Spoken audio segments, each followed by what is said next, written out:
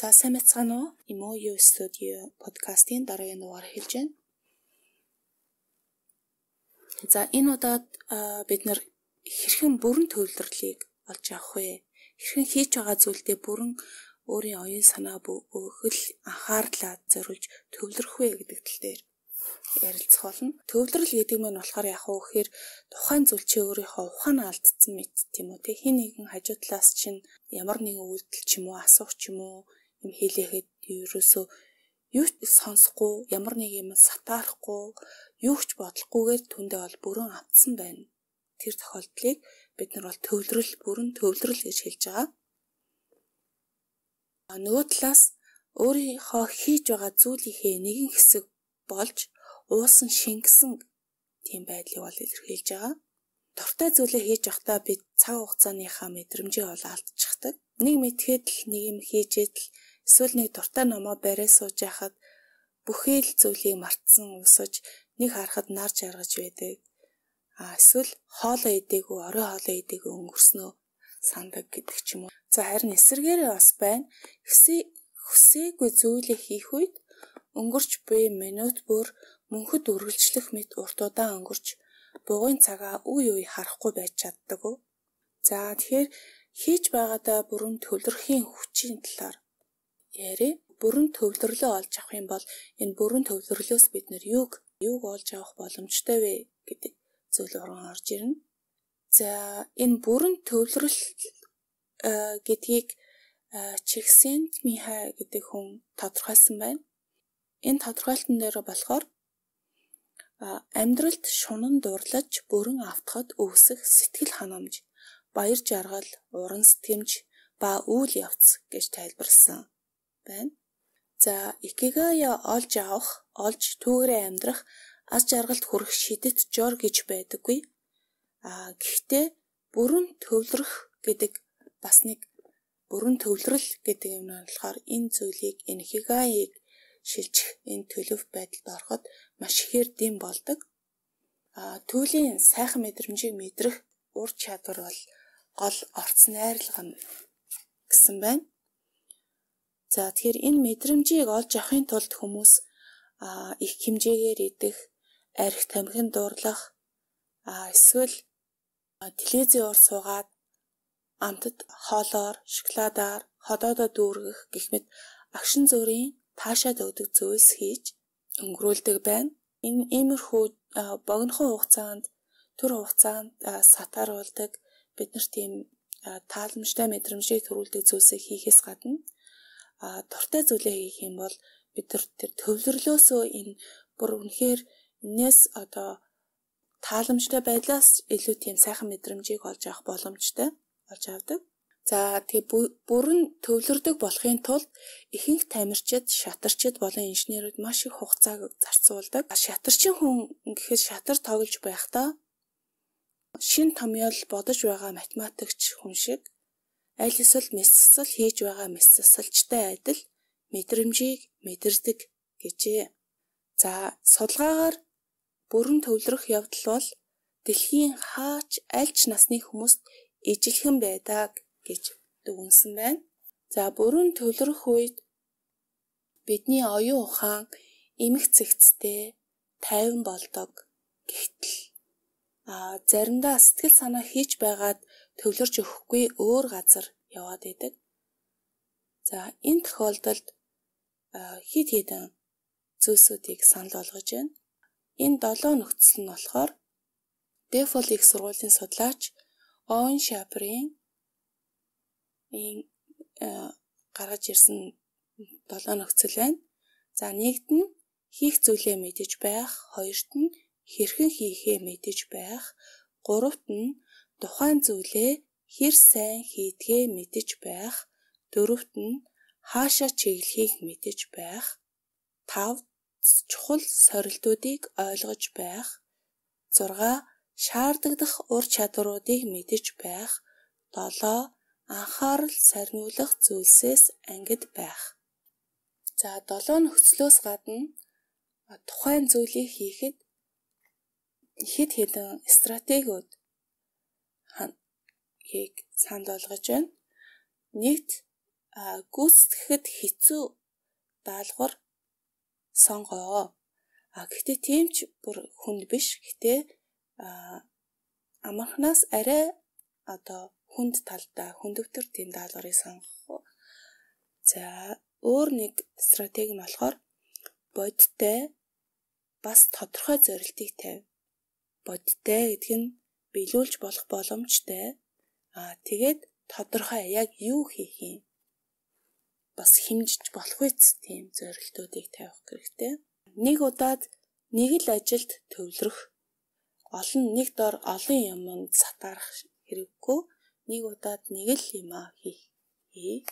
Тэндээ анхаарлаа бол бүрэн зориулах.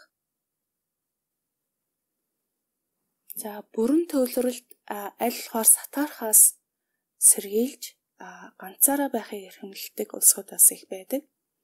За ийм чадвартай улсууд бол зөвхөн Япончууд биш.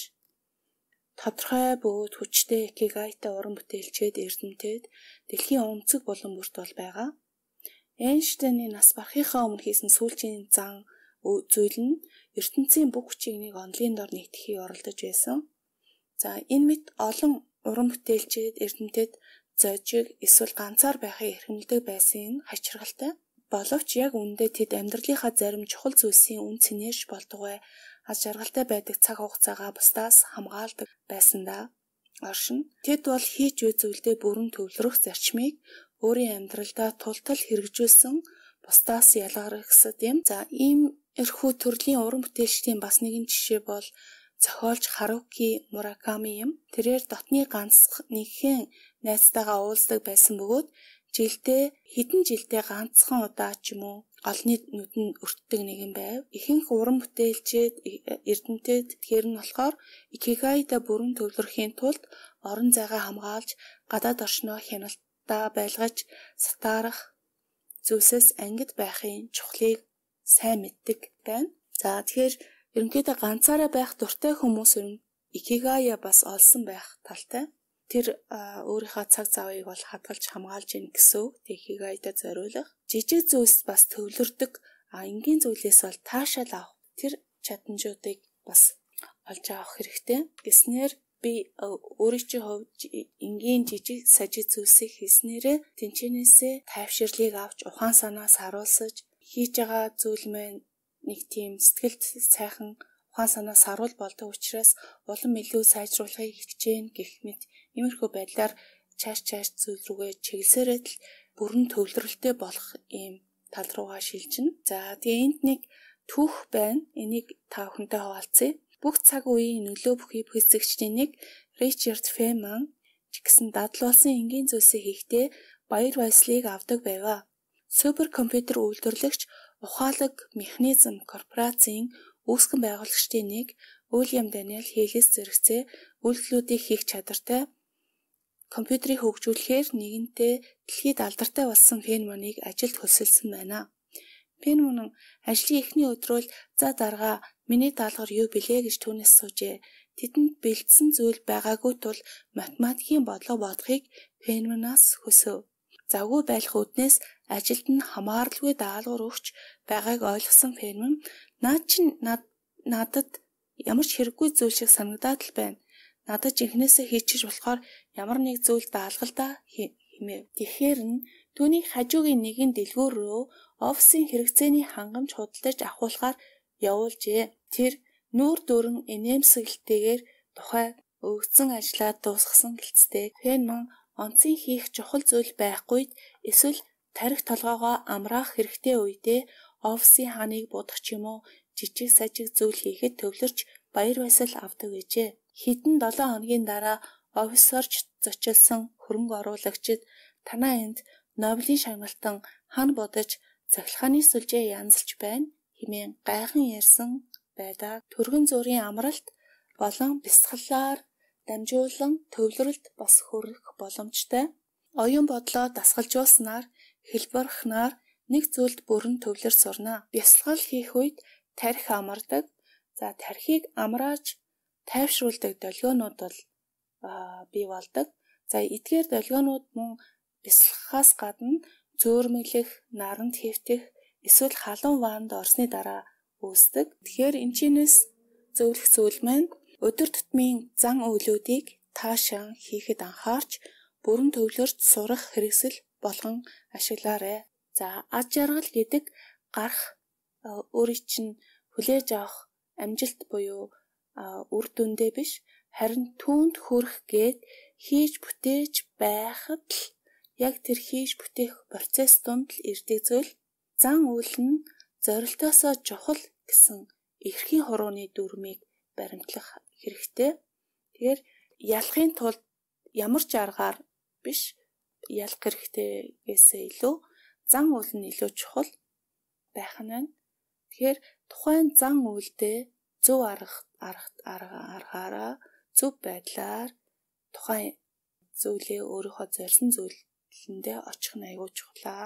Хамгийн их аз жаргалтай хүмүүс бол олон зүйл амжуулдаг хүмүүс биш харин хийж буй зүйлдээ төвлөрч түүнээсээ баяр жаргалыг мэдэрдэг тэдгээр хүмүүс л хамгийн аз жаргалтай. За тэгэхээр икигая олохын тулд бүрэн төвлөрч сурах бас хэрэгтэй. Тэгэхээр энэ болгоноос ингээ харахад өөрийгөө ажиглаад саяны хэлсэн зүйлсээс харахад ямар зүйл дээр өөрөө төвлөрөөд байна вэ? Төвлөрч чадаж байна вэ? Юу өөрийн чинь анхаарлыг бүрэн авч чадж гинэ гэдгийг ажиглах хэрэгтэй. За тэрийг олж авсныхаа дараа ямар нэг нийтлэг зүйлс байна уу? Тэр төвлөрч байгаа зүйлсүүд чинь гэдгээсээ өөрийнхөө татагч байгаа чиглэлийг олж авах боломжтой. За мөн асуулт тавиад яагаад эдгээрийг хийгээд төвлөрөөд байна вэ гэдэг талын зүйлийг асууж болно. Жишээ нь тэдгээрийн ихэнхийг нь хийхдээ та ганцаараа хийж байна уу? Эсвэл бусадтай хамт үлдэж байна уу? Биеийн хөдөлгөөн шаардсан зүйлсийг илүү төвлөрч хийж байна уу? Эсвэл зүгээр бодож сэтгэхэд бүрэн төвлөрч байна уу? Эдгээр асуултууд нь хариулснаар та өөрийнхөө икигая олох бас нэг сэжим байж болох юм. Сэжим гарч ирээгүй байсан ч гэсэн та өөрийгөө төвлөрүүлж байгаа тэр зүйлүүдэд илүү их цаг зарцуулаад гүнзгийрүүлж хайсаар тэр зүйлтэй төстэй өөрийн чинь сонирхлыг татдаг зүйлсийг оролдоод үзэх хэрэгтэй. Хэрвээ фото зураг баяр жаргал авдаг зүйл чинь мөн бол уран зургийг сонирхоод үзэж болох юм. Фото зурагны хажууд нэг уран зураг бас төстэй нэг л чиглэлийн зүйл илүү таалагдчих мэдэх юм. Эсвэл засан дээр гулгах туртай бол далаа тэнгисийн давлгаан дээр гусаад үзэх ч юм уу. Аливаад бүрэн төвлөрөх гэдэг бол тун нууцлагид яг л булчин шиг дасгалжуулах тусам улам л сайжирч аажмаар икигайтайгаа ойртох болно. За тэгээд танд икигая олоосай гэж хүсье. Олсон нэг нь бол улам тэнцэнээсээ бүтээлийг гаргаад улам бүтээлж байгаасай гэж хүсье. За тэгээд амжилт хүсье. Баярлалаа.